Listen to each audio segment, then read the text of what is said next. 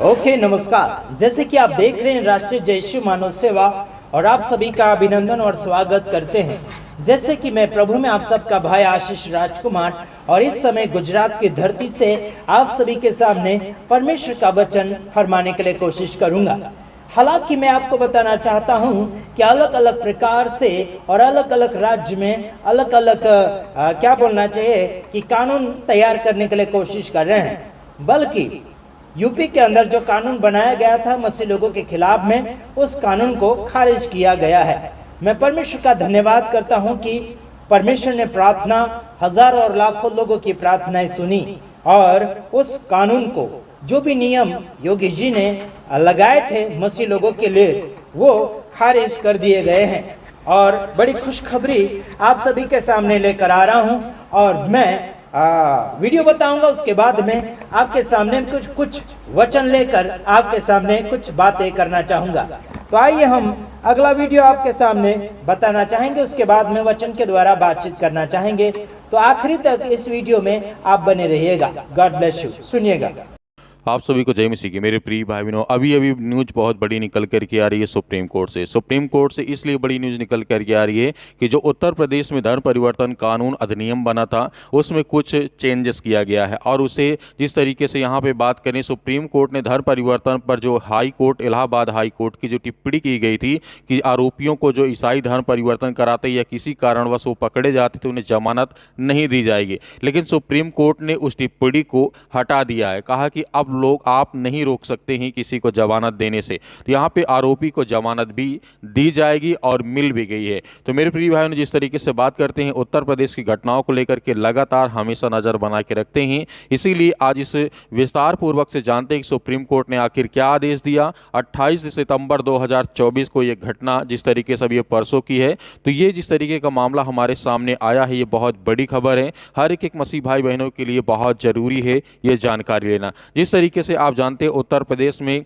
कुछ समय पहले या कुछ महीनों पहले बहुत बड़ा कड़ा कानून बनाया गया था, जिसमें किसी प्रकार की बेल या जमानत नहीं दी जाएगी। और जिस तरीके से यहाँ पे ये देखने मिलता है कि हाई कोर्ट ने जो जजमेंट अपना दिया था कि हम जमानत नहीं दे सकते, लेकिन अब सुप्रीम कोर्ट के जो निचले स्तर की अदालतें हैं, जो राज्य की हैं, जो तहसील की हैं, उन्हें जमानत देना ही पड़ेगा। वो नहीं रोक सकती हैं किसी भी व्यक्ति को जमानत देने से। तो यहाँ पे बहुत बड़ा अपडेट किया गया है। बात कर रहे हैं, सुप्रीम कोर्ट ने शुक्रवार 27 सितंबर 2024 को इलाहाबाद हाई कोर्ट की उस टिप्पणी को हटा दिया है, जिसमें उनसे कहा गया था कि अगर धार्मिक योजनाओं, जिसमें से उसने कहा था कि अगर धार्मिक योजनाओं जहां धर्मांतरण होता है को नहीं रोका गया तो देश की बहुसंख्यक आबादी एक दिन अल्पसंख्यक बन जाएगी। ये जिस तरीके से इलाहाबाद हाई कोर्ट का जजमेंट था और ये टिप्पणी थी। यहीं पर सुप्रीम कोर्ट ने अपना पक्ष रखते हुए कहा कि मुख्य न्यायाधीश DY चंद्रचूड़ और न्यायमूर्ति मनोज मिश्रा की पीठ ने कैलाश नामक व्यक्ति को जमानत देते हुए कहा, यह आदेश पारित किया जिसके खिलाफ उत्तर प्रदेश की विधि विरुद्ध धर्म और जिस तरीके से धर्म परिवर्तन प्रतिषेध अधिनियम और भारतीय संहिता, इस तरीके से दंड संहिता धारा 365 किसी व्यक्ति को गुप्त रूप से और गलत तरीके से बंधक बनाने के इरादे से अपहरण करना, यहाँ पर कहा गया है के तहत मामला दर्ज किया गया था। तो बता दें आपको, जिस तरीके से कैलाश का मुद्दा उठा था, कैलाश के ही जिस तरीके से मुद्दे को लेकर के हाई कोर्ट ने कहा था कि हम जमानत नहीं दे सकते, लेकिन सुप्रीम कोर्ट ने परसों ही कहा है कि अब आपको जमानत देना पड़ेगा। और सुप्रीम कोर्ट ने जमानत देते हुए ये आदेश भी दे दिया है कि आप लोग किसी भी तरीके से किसी व्यक्ति के साथ बदतमीजी नहीं कर सकते हैं और उसे जमानत आपको देना ही पड़ेगा। आप उसको नहीं रोक सकते हैं, उसे किसी प्रकार की कोई भी कड़ी कानून की व्यवस्था आप नहीं रख सकते हैं। तो यहाँ पर जिस तरीके से बात करते हैं कि कहा गया है, शीर्ष अदालत ने आरोपी को यह कहते हुए कहा कि राहत दी गई है कि वह 21 मई 2023 से हिरासत में था, जिस तरीके से हम बात करते हैं, और आरोप पात्र जिस तरीके से लगाया गया था 19 जुलाई 2023 को दाखिल किया गया था। पीठ ने जिस तरीके से कहा कि हम स्पष्ट करते हैं कि उच्च न्यायालय द्वारा दी गई समान टिप्पणियों का वर्तमान मामले तथ्यों पर कोई असर नहीं था और इसलिए मामले को निपटारे के लिए उनकी आवश्यकता नहीं थी। इसलिए इन टिप्पणियों का हवाला उच्च न्यायालय या किसी अन्य अदालत में किसी अन्य मामले या कार्यवाही में नहीं दी जाएगी। तो यहाँ पर सुप्रीम कोर्ट ने साफ साफ कह दिया है कि किसी भी तरीके से अब निचली स्तर की जितनी भी अदालत है, जितने भी कोर्ट्स हैं, उनको ये हक नहीं होगा कि किसी को जमानत जमानत मतलब रोक दी जाए, उसे जमानत ना दी जाए, उनको देना ही पड़ेगा। अब अगली बात करते हैं। इससे पहले 2 जुलाई को उच्च न्यायालय ने जिस तरीके से जमानत याचिका पर सुनवाई करते हुए इन आरोपों को गौर किया था कि आदेश उत्तर प्रदेश के हमीरपुर से लोगों को धर्म परिवर्तन के लिए दिल्ली में एक धार्मिक जिस तरीके से समागम में ले जा रहा था, और कहा गया था अगर इस प्रक्रिया को चलने दिया गया तो इस देश की बहुसंख्यक आबादी एक दिन अल्पसंख्यक बन जाएगी। ये कहा गया था। जिस तरीके से हमने आपको पहले बताया, इलाहाबाद हाई कोर्ट के द्वारा से टिप्पणी की गई थी, इसीलिए उस व्यक्ति की जमानत को रोक दिया गया था। जिस तरीके से यहाँ पर आगे कहा गया, उच्च न्यायालय ने आरोपी को जमानत देने से इनकार करते हुए कहा था कि इस तरह का धर्मांतरण जो चल रहा है संविधान के विरुद्ध है, जो केवल अंतरात्मक जिस तरीके की स्वतंत्रता और धर्म की अबाध्य रूप से मनाने, आचरण करने और प्रचार करने की अनुमति देता है। इसमें आगे कहा गया है कि यह बात इस न्यायालय के संज्ञान में कई मामलों में आई है कि अनुसूचित जाति और जनजाति और जिस तरीके से आर्थिक रूप से गरीब या जिस तरीके से बीमार व्यक्तियों को सहित जिस तरीके से अन्य जातियों के लोगों को ईसाई धर्म में धर्मांतरण कराने की अवैध जिस तरीके से गतिविधि पूरे उत्तर प्रदेश में बड़े पैमाने पे की जा रही थी। ये जिस तरीके से कहा गया था, जजमेंट दिया गया था इलाहाबाद हाई कोर्ट की तरफ से, अब इस टिप्पणी को खारिज कर दिया गया है। अब कोई भी पास्टर या कोई भी व्यक्ति, कोई भी मसीह समाज का कोई व्यक्ति आरोपी होता है या फिर किसी कारणवश उसके ऊपर FIR हो जाती है, उसको जमानत तुरंत मिल जाएगी। तो आप इस वीडियो को ज़्यादा से ज़्यादा लोगों तक शेयर करें, ज़्यादा से ज़्यादा लोगों तक बताएं, ताकि और सब मसीह भाई बहन इस विषय में जान सकें और परमेश्वर आपके परिवार को बहुत सारी आशीष। Okay, praise the Lord. आपने सुना उस वीडियो को, यानी कि जो भी बातें की गई है उसमें एकदम खुलासा रीति से आपको समझने के लिए मिला होगा। परमेश्वर का नाम का धन्यवाद करते हैं कि परमेश्वर ने मौका दिया है और भी आगे की ओर बढ़ने के लिए। साथ ही साथ एक और खबर सुनाना चाहता हूं। मेरे पास आज के सुबह फोन आया था और कुछ 2-4 पास्टरों को और भी यूपी के अंदर गिरफ्तार किया गया, और आखिर ये तो होना ही है, लेकिन जवाब भी देना बहुत ही अनिवार्य हो चुका है। कानून अलग अलग प्रकार से बनते चले जाएंगे, लेकिन ईश्वर एक ही होगा। कानून बदलेंगे, नेता आएगा, कानून बदलेगा, बहुत कुछ कानून बदलते चले जाएंगे। कई पास्टर बदल जाएंगे, गुरु बदल जाएंगे, भाषण प्रचार बदल जाएंगे, आवाजें बदल जाएंगे, बहुत कुछ अलग अलग रीति से बदलता चला जाएगा। देश में बहुत अलग अलग प्रकार का बदलाव आपको देखने के लिए मिलता चला जा रहा होगा। और आपको बताना चाहता हूं, परमेश्वर कभी बदला नहीं। परमेश्वर एक है, लेकिन लोग अपने हिसाब से परमेश्वर बनाना चाहते हैं और अपने हिसाब से धर्म की स्थापना करना चाहते हैं। उससे कोई हमारा लेना देना नहीं है, बल्कि लोगों को सही मार्गदर्शन में ले जाना हमारा फर्ज बन रहा है। मैं आपको बताना चाहता हूं, जैसे कि जमीन और आसमान को बनाने वाला एक ही परमेश्वर, जिसका नाम है यहोवा परमेश्वर। अभी हम वर्तमान में प्रभु परमेश्वर यानी कि यीशु मसीह के नाम में हम ईश्वर को पहचानते और लोगों को पहचान देते चले जा रहे हैं। काफी लोगों ने हमें कहा कि आप बड़े क्या बोलना चाहिए कि जोश और होश के साथ आते हैं। मैं आपको बताना चाहता हूं, आप और मैं परमेश्वर के बेटे और बेटियां हैं, और आप एक साधारण बालक नहीं हैं। आप एक साधारण एक नागरिक भारत देश में नहीं है। आप संसार के आधार कार्ड से हट सकते हैं, आप राशन कार्ड से हट सकते हैं, बल्कि परमेश्वर के अंदर से या फिर परमेश्वर के पास जो जीवन की किताब है उससे कैसे हट पाओगे या फिर उसकी नजरों से कैसे बच पाओगे। समझ में आता है मेरे तमाम भाइयों बहनों? प्रभु को आप स्वीकार करो या ना करो, आपको प्रभु की अदालत में खड़ा होना पड़ जाएगा। इस समय आपको हम बता रहे हैं कि मसीह लोगों के खिलाफ में चाहे जितने भी आरोप लगाए जाते हैं, वो बस बुनियादी नहीं है, वो उसके अंदर बुनियादी नहीं है। बिना बुनियाद के साथ अगर लोगों के ऊपर आरोप लगाए जाते हैं, लोग सजा भुगत रहे हैं। आज मैं आपको सुनाना चाहता हूं, यूपी के अंदर काफी पास्टर लोग गिरफ्तार किए गए हैं, और वहां का एक पास्टर यानी कि बिशप दावा करता है कि रात दिन उनकी हेल्प करेगा, लेकिन आज तक उनकी हेल्प नजर नहीं आ रही है। मैं आपको बताना चाहूंगा कि जिस परमेश्वर ने जमीन और आसमान को बनाया है, क्या उस परमेश्वर के नाम में अगर आप बढ़ रहे हैं तो फिर बढ़ते चले जाइएगा। अगर कोई रोक टोक करता है उसे मुंह तोड़ जवाब दीजिएगा परमेश्वर के वचन के द्वारा। आइए मैं आपको बताना चाहता हूं, जैसे कि लिखा है यशायाह 45 का उसका 18 वचन में लिखा गया है, आकाश तो यानी कि आकाश को परमेश्वर ने बनाया, सब कुछ उसने बनाया, तो उसने अगर बनाया तो फिर ये रोक टोक करने वाले, ये क्या बोलना चाहिए, बिना फाउंडेशन वाले और बिना बुनियादी वाले आरोप लगाते हैं अलग अलग प्रकार का, तो इनके पीछे अपनी जिंदगी आप क्यों बर्बाद करते चले जा रहे हैं। आइए हम वचन के साथ बातचीत करेंगे और आपको इस वचन को पढ़ लेना चाहिए। आइए देखते हैं यशायाह उसका 45 अध्याय। आप हमारे साथ निकालने के लिए कोशिश करें। हाँ जी,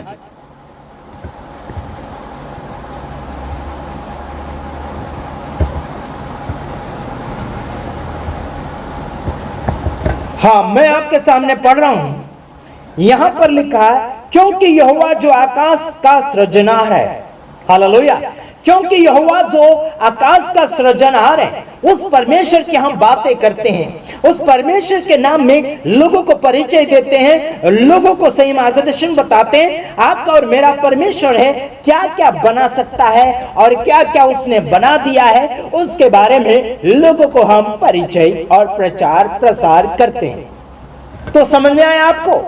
ध्यान दीजिएगा, यहां पर लिखा है क्योंकि यहोवा जो आकाश का सृजनहार है, मतलब आकाश का सृजनहार है, उसने तारे बनाए, है ना, आकाश बनाया तो उसने खाली नहीं बनाया, उसमें जो भी लगने वाली चीजें बनाई, सूर्य को बनाया, चांद को बनाया, तारों को बनाया, है ना, बहुत कुछ बनाया परमेश्वर ने। और आकाश के बीच में क्या क्या है समझे, चिड़िया, बहुत अलग अलग प्रकार के पक्षियां उड़ते हैं और उन्हें भी परमेश्वर ने रचा है। मेरे तमाम भाइयों बहनों, आकाश को भी परमेश्वर ने सुनसान रहने के लिए नहीं बनाया, है ना, आकाश को भी सुनसान रहने के लिए नहीं बनाया। और मध्य आकाश में या फिर जमीन के ऊपर क्या बोलना चाहिए, प्रकाश होने के लिए उसने क्या बनाया, बड़े बड़े ज्योतियां बनाई, 2 ज्योतियां बनाई जिनका नाम है चांद और सूर्य, और तारागण बनाए अलग अलग लाखों में, गिनती के हिसाब से आप देख सकते हैं लाखों में तारागण बनाए, है ना। परमेश्वर ने बहुत कुछ बनाया है और उस परमेश्वर को आप नाप तोल नहीं दे सकते। समझ रहे, जमीन और आसमान का आप नाप तोल करते हैं, लेकिन परमेश्वर का नाप तोल नहीं कर सकते।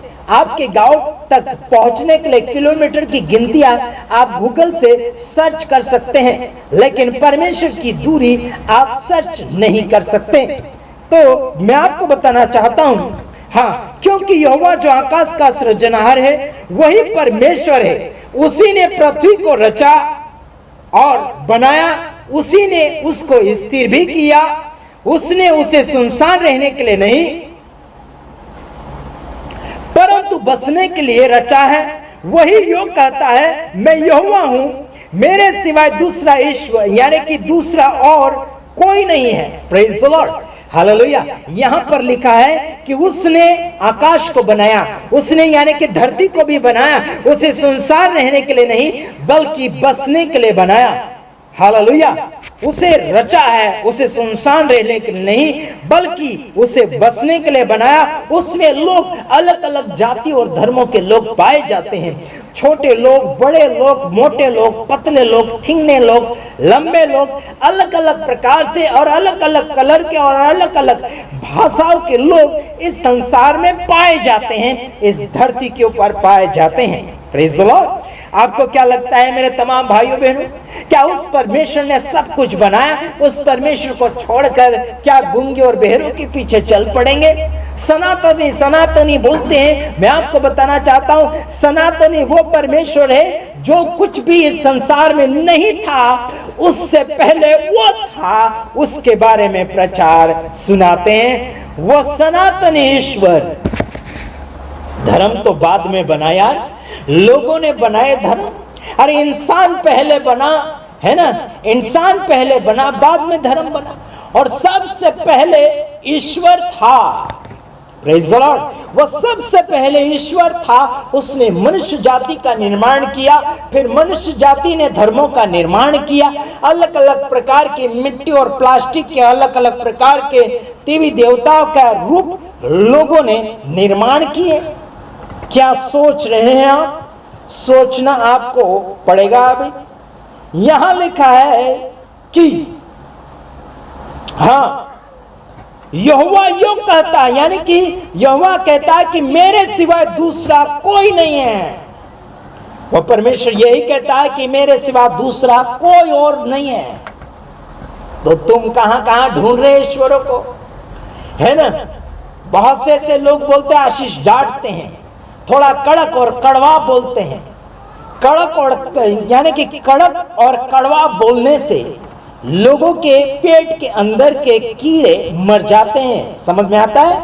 कौन सा पेट? आत्मिक रीति से जो आप कीड़ों के साथ जी रहे हैं, तो कड़वा पी लीजिए, कड़वा जान लीजिए, आज समझ लीजिएगा। मैं आपको समझाने के लिए बहुत कोशिश कर रहा हूं। जमीन और आसमान का निर्माण करता वो परमेश्वर है। इंसान का निर्माण करता वो परमेश्वर है। जीव और जंतु और जानवरों को बनाने वाला, निर्माण करता वो परमेश्वर है। उस ईश्वर को छोड़कर हम दूजों के पास जा नहीं सकते। उसने कहा कि मेरे अलावा कोई ईश्वर नहीं है, तो हम फिर किसी और के पास क्यों जाएं? उसने यानी कि परमेश्वर ने धरती को, दुनिया को यानी कि स्थिर किया है। आप और मैं कुछ नहीं कर सकते। अरे भाई, धरती के बगैर आप एक घर का एक खूंटा नहीं बना सकते और नहीं खड़ा कर सकते हैं, है ना? जमीन चाहिए, गाड़ियां चलाना है तो जमीन चाहिए, घर बनाना है तो जमीन चाहिए। समझ रहे? तो उस जमीन को बनाने वाला भी हमको चाहिए, वो है ईश्वर, यानी कि यहोवा परमेश्वर। हम यीशु के नाम में जानते हैं। गाड़ी चलाने के लिए आपको जमीन चाहिए, आपको चलने के लिए आपको जमीन चाहिए, आपके पैर रखने के लिए जमीन चाहिए, आपको अनाज पकाने के लिए जमीन चाहिए। सब कुछ बनाने के लिए आपको जमीन की आवश्यकता पड़ती है। तो जमीन बनाने वाले की आवश्यकता क्यों नहीं है आपको? जमीन बनाने वाले की आवश्यकता है, और आपको जमीन बनाने वाले को मानना पड़ेगा और उसके हिसाब से चलना पड़ेगा। क्या सोच रहे हैं आप? हेलो यारो, क्या सोच रहे हैं आप? परमेश्वर ने जमीन को सुनसान रहने के लिए नहीं बनाया। वो बसें, वो फलें, आगे बढ़े, और आपके और मेरे जैसे लोग इसी जमीन से, इसी दुनिया से बनते हैं। समझ आता है यारो? परमेश्वर ने आपको और मुझे जो शरीर दिया है, जो हम जमीन से जो दाना बनता है उसकी रोटी बनाकर खाते हैं, उसी का हमारा लहू बनता है और मांस बनता है। यारो समझ में आता है? और परमेश्वर ने आत्मा जो दिया है वो ऊपर से दिया है, शरीर जो दिया है वो जगत से दिया है। समझ में आता है मेरे तमाम भाइयों बहनों? हेलो, आगे बढ़ो। प्रभु आप सबको सलामत रखना चाहता है, बल्कि खुशी मंगल के साथ बढ़िए, दोस्तों यारों के साथ अपनी जिंदगी को बांटिए, अपनी भलाई को बांटिए, अपने प्रेम को बांटिए, अपने गुस्से को भी बांटिए। क्या आपके गुस्से में आप क्या चाहते हैं? परमेश्वर ने जो गुस्सा किया है वो इंसानों की बदलावटी के लिए किया है, उनका फायदे के लिए किया है। हमने जो भी गुस्सा किया, जो भी हमने डांटा लोगों को, उनके फायदे के लिए डांटा है। लोग कहते हैं परमेश्वर का दास का स्वभाव ऐसा नहीं होना चाहिए। मेरे यारों, यीशु मसीह का स्वभाव ये था, वो जलन रखने वाला भी है, वो बदला लेने वाला भी है, वो डांटने वाला भी है, वो गुस्सा करने वाला भी है, वो प्रेम करने वाला भी है। मेरे यारों, उसको आप सिखा नहीं सकते हैं। उसी प्रकार से हमें भी सिखाने के लिए आप फोन ना करें। सावधान रहिएगा। हमने जिन लोगों को बोल रखा है, कभी कभी हमारी अगर कहीं भूल होगी तो जरूर प्यार मोहब्बत के साथ बातचीत कीजिए और सुलझाने, बात सुलझाने या संवारने के लिए कोशिश कीजिएगा, उसी में आप सबका भला होगा। वरना आप अगर कड़क बोले या फिर डांटने के लिए मुझे कोशिश किया तो ये ऐसा हो नहीं सकता और ऐसा हम होने नहीं देंगे। और अलग अलग प्रकार के मीटिंगें फिटिंगें कर रहे लोग, गुमराह करने के लिए, लोगों को लूटने के लिए, तो ऐसी मीटिंगें भी मैं रुकवा रहा हूं। तो सावधान रहिए। प्रभु आप सबको आशीष करें, लगातार आगे की ओर बढ़े। प्रभु आपको सलामत रखे। God bless you. आमीन।